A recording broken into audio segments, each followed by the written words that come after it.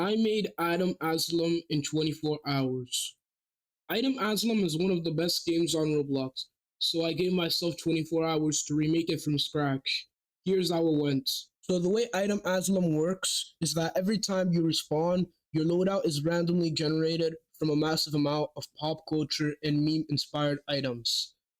The items you receive are sorted into categories: melee, weapons for close combat; ranged, weapons used to attack from a distance; and abilities, special utilities that make fighting more fun.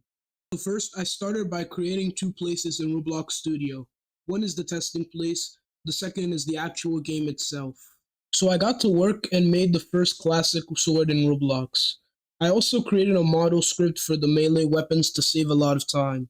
It only took about an hour before I was finished. I had already created the utilities but lost the footage, so I started creating ranged weapons. I tried to use model script that I made for the ranged weapons, but it took too long and created too many bugs. So I asked the Roblox AI assistant to create a moving hitbox that does damage.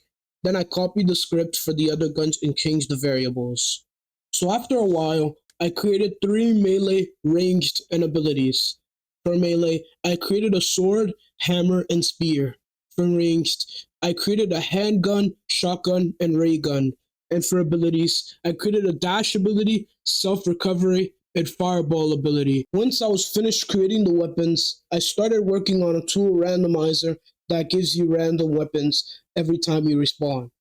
It was pretty easy to make because I used tables and pairs to create it. Once that was finished, I opened the actual game place and brought everything from the testing place. Then I worked on creating the fighting arena. I decided to go for a dem- geodesic dome or a biodome as the map. It was very easy to create and only took about 20 minutes to make. So I also wanted to get some Robux from the game.